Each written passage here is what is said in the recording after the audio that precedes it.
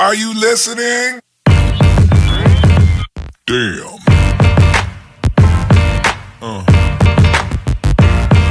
Yeah. Yeah.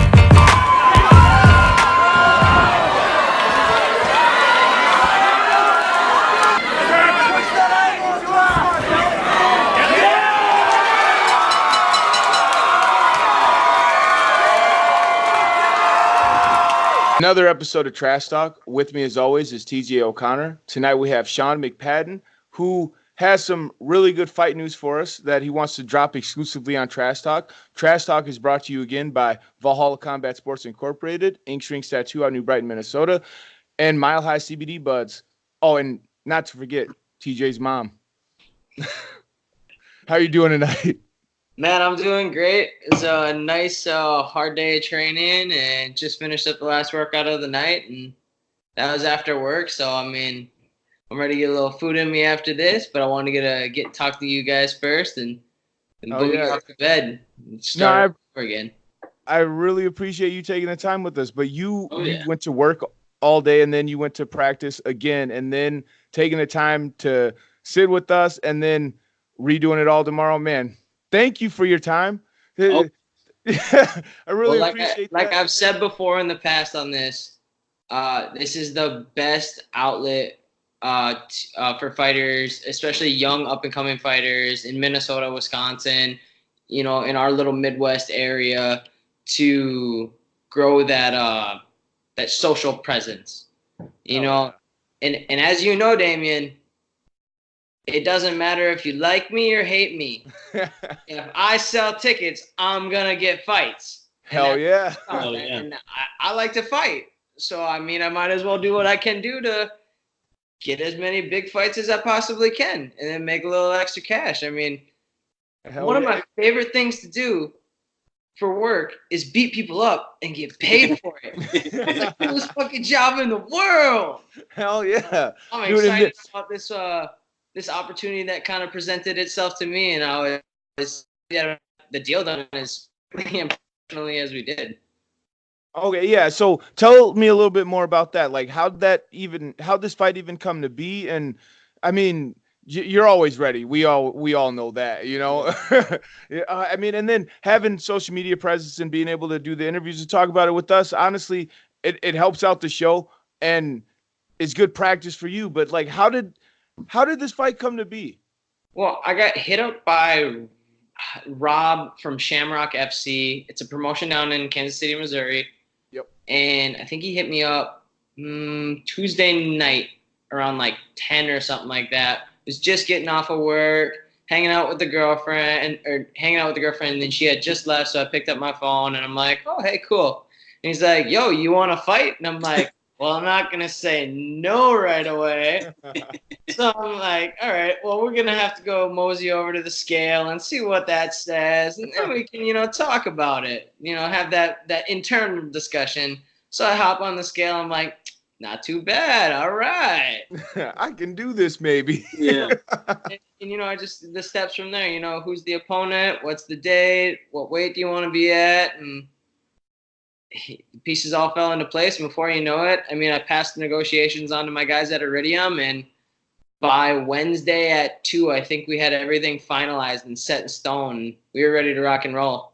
And I'm excited. I mean, like I said, quick and very professional. Thank you to Jason House and Jacob Parga and Ed Knapp and all those awesome guys out there that helped me out.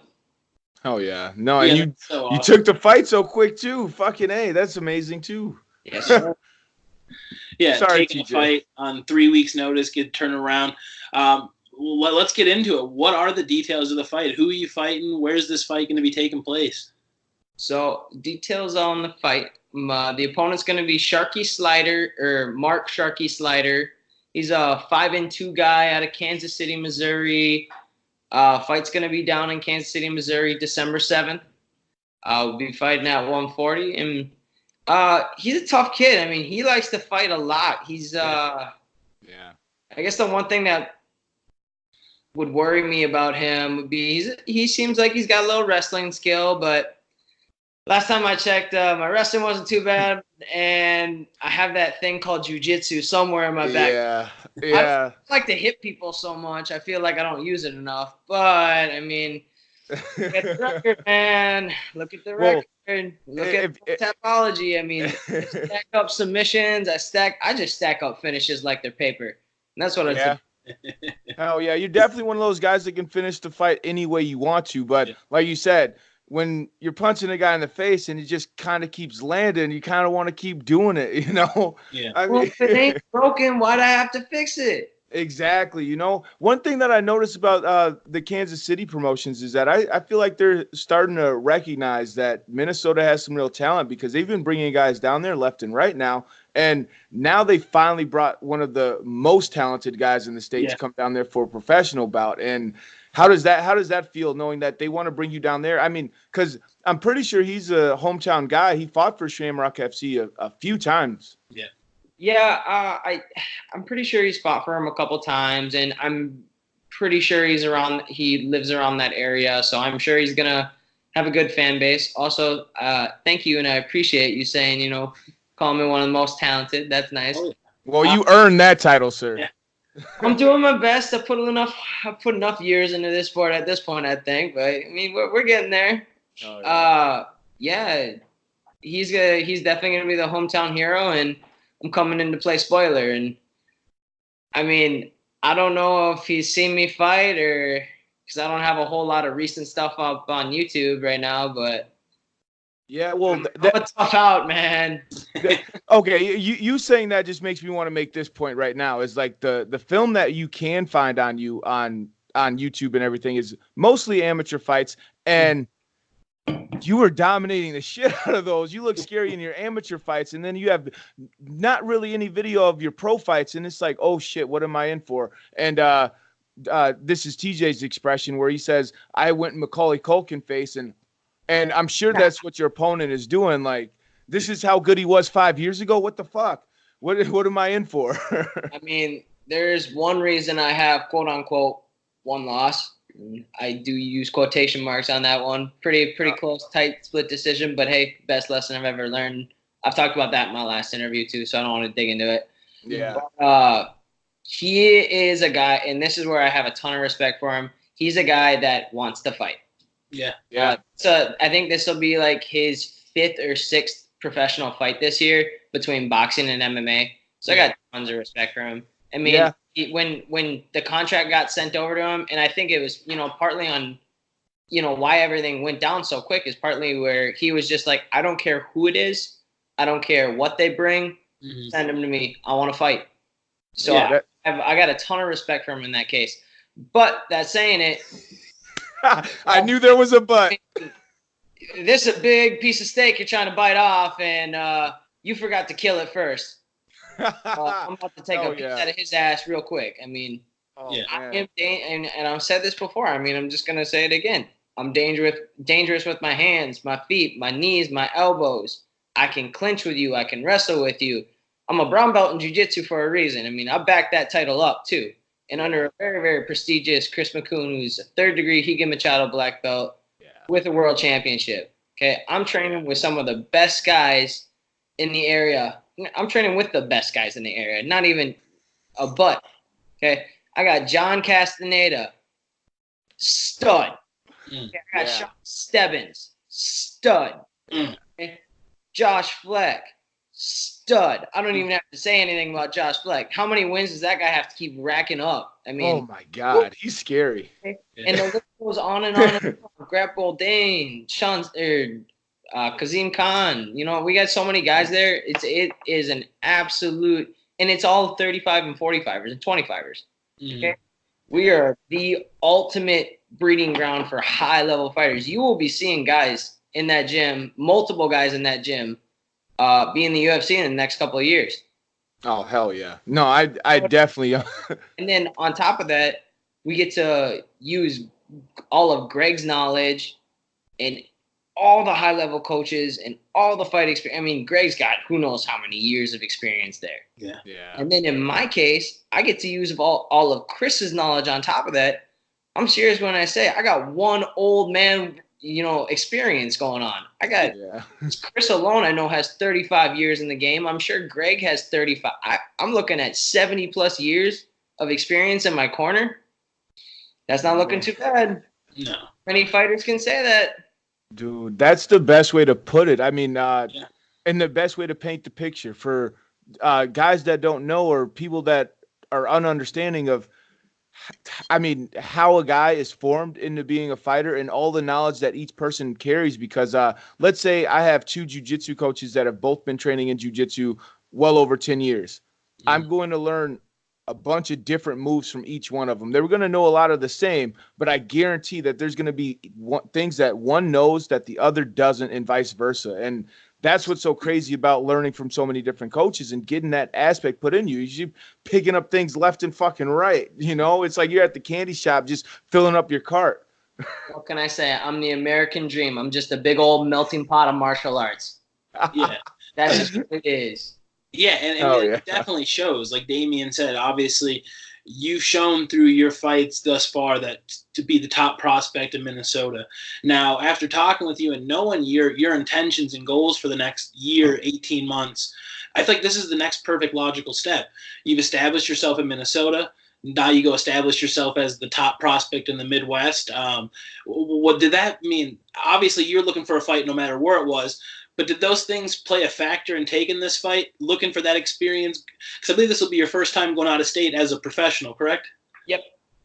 And it didn't really play a huge part. I just like to fight. I'm going to be real. I mean, I'm one of those. I've said it. I'm a dog, man. I got to eat, and I'm hungry. Yeah. Hell yeah. This boy looks juicy right now. So I'm excited to get out there and, show what I show. I always show up when it comes to showtime. Oh, yeah. And they don't expect anything else. And I think this is a great fight because obviously the interview as well as the fight was short notice. But in the little time I had to look up your opponent, I feel like you mentioned, he looks to fight the toughest guys he can fight. And I think that makes his record of 5-2 even more impressive because, he's looking to fight the toughest guys. His boxing matches actually took place up in Minnesota on Minnesota cards. So I was able to see those as well. And he's well-rounded. You mentioned his wrestling background. Obviously, you're about as complete of a well-rounded as it gets. How do you see this fight taking place, knowing that he's been having these boxing matches as of recent? I mean, so it's a different rule, it's a different game, but he's obviously been focusing a lot on his striking. Does that play anything there, or how do you see this fight playing out? Well, from what I've seen of his striking in boxing matches, is he's punching like an MMA fighter. He's throwing. He's punching like a wrestler. I'm gonna be honest. I don't want to be too disrespectful because I do like the guy. I have a lot of respect for him being willing to just step up on 3 weeks' notice and take a fight with me. Always. Yeah. Is great right there. I mean. I'm still laughing at the fact that you said he throws punches like a wrestler because that was funny as shit. Me and TJ know exactly what you meant. Like I'm still picturing it in my head. And I want to point out, TJ, you stole my question. I wanted to ask him about his opponent's striking, man. From what I've seen, and I'm very analytical when I break down video. I love to do it. I love watching fights. I love being at fights. I'm going to corner fights tomorrow night. See you tomorrow night. Dude, that Adam kid that I'm cornering.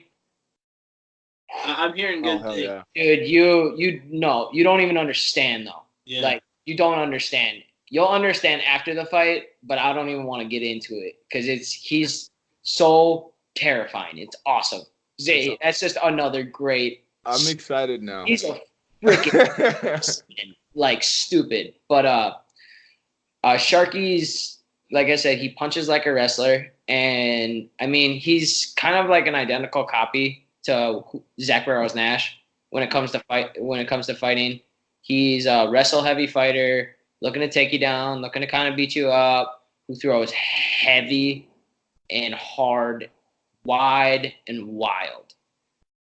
I'm tactical. I'm analytical. I'm okay with setting the pace and keeping you at my range. I'm just going to stick behind my jab And I mean, you never know. I might end up with another backstep, uppercut, left check hook, knock you down, finish with another rear naked choke. I mean, Oh hell yeah! Well, one of the things I can't remember if it was your first title defense or I don't know. It was an amateur title fight for Driller Promotions, and you ended it in the first round. You were pretty much picking him apart on the feet, and then it looked like he got a good sweep and got you down on the ground, and he was in your guard, and then as soon as he got to guard and he established that he was in top position in guard, he was getting armbarred and tapping.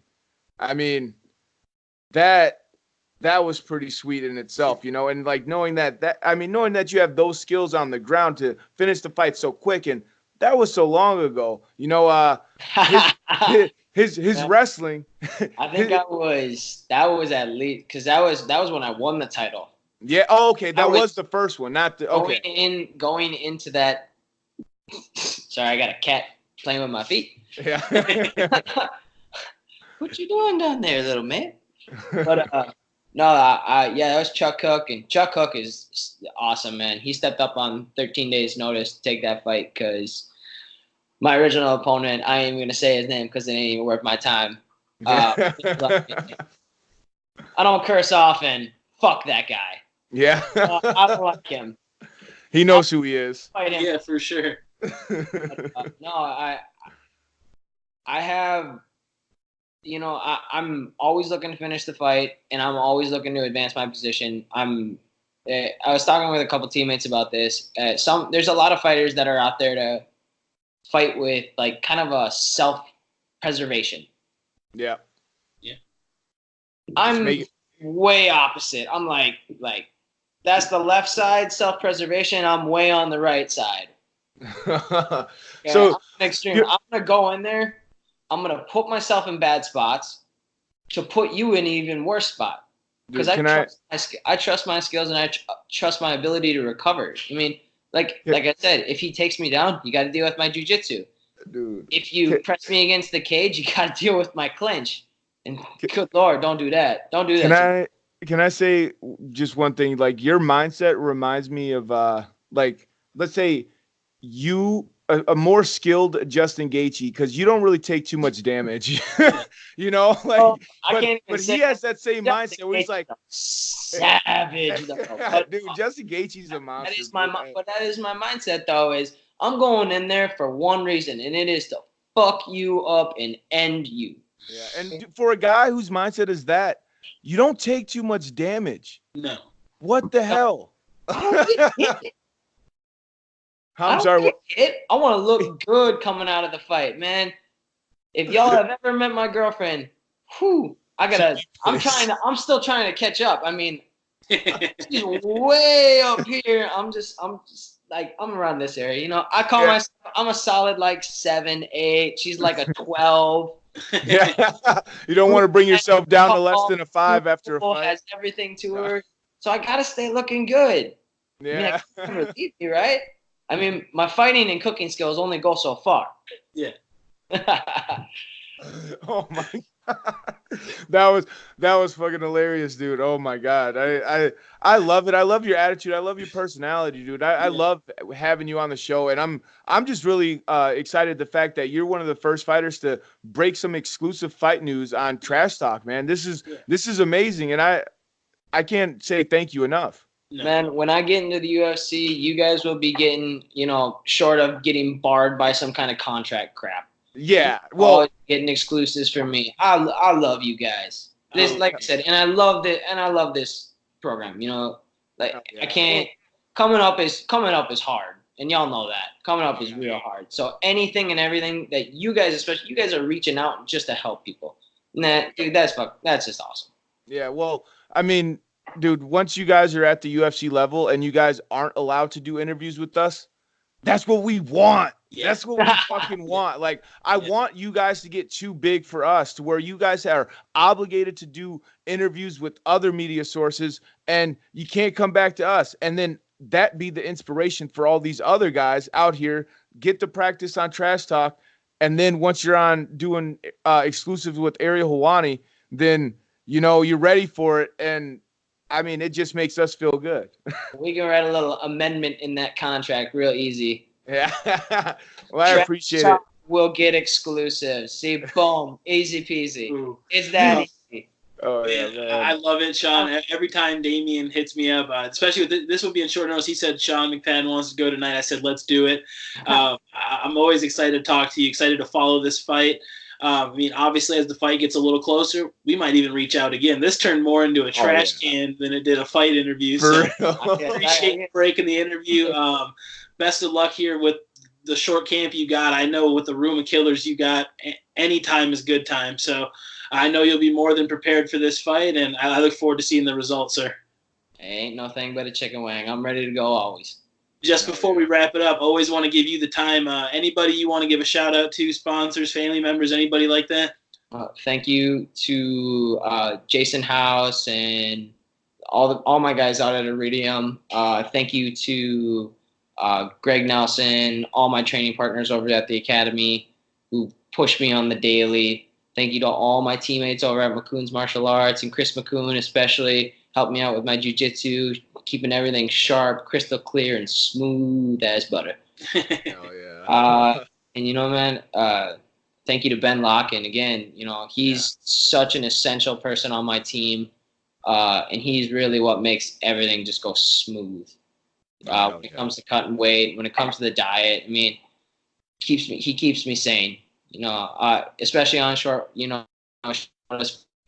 working really hard for a short amount of time, try to get ready and fully prep for that fight. I mean, what I would take my usual 8 weeks, I got to cram it into 3.5. And, Ben does such a great job of making sure I'm fed right and got the nutrition in there, as well as bringing the weight down with me. So he's a huge part of my team. I can't thank him enough. Thank you to Luke Rudberg, strength and conditioning coach. Shout out to him. He's grinding with all of us guys over at the academy, making us big, strong, scary looking monsters. And you're going to see 2 of those monsters tomorrow, and I'm excited for that. Oh yeah, man. Well, thank you to my girlfriend for, putting up with me. And be putting up with me over Friendsgiving, putting up with me over Thanksgiving, putting up with me over birthdays. So there's a lot kind of before December 7th, actually, that was already planned, that we just said, this is what I do. This is my career. When it comes calling, dude, he's right. You got to pick up the phone.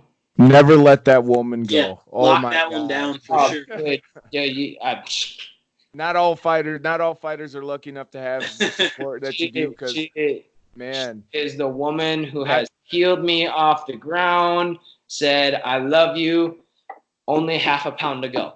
Oh, yeah. That's awesome. And then shuts the sauna door. For the she cut weight with me every single time. Oh, wow, dude. We did hot yoga for, that week, probably 12 to 15 hours of hot yoga. Like, shaking, boogieing, and doing whatever else. And she's a professional canoer. She's competed in some of the biggest races in the world. She's won some of the biggest races in the world. She's won nationals. So she's a beast in herself. And I mean, y'all could do an interview with her. She's got. You think I'm crazy or any other fighter's crazy? She is insane. I want you to do this 25-hour race with me. Man, I would, but I gotta sleep later. So yeah, it's I got this errand I gotta run. I won't even make an excuse. I'm just gonna tell her no. I will be there to support you, sweetheart. Oh man, you're there to support me. Well, dude, we appreciate your time, and we appreciate her for letting you take the time to take time with us. So, man, shout outs to both of you guys, and man, can't wait for this fight. Yes, sir. And I just want to give one last shout out. Thank you to Hong Tai. Thank you to Kenyon Law. Thank you to Eric Riley and all those awesome guys constantly supporting me and doing everything they can to help me out. And also one last big shout out to Renee Taylor at Accelerated Chiropractic for keeping me together every single week. If it wasn't for her, I would be a mess. More of a mess. Let me reiterate that. Yeah. Thank you so much, guys, for having me on. Y'all have a nice night. Are you listening? Damn.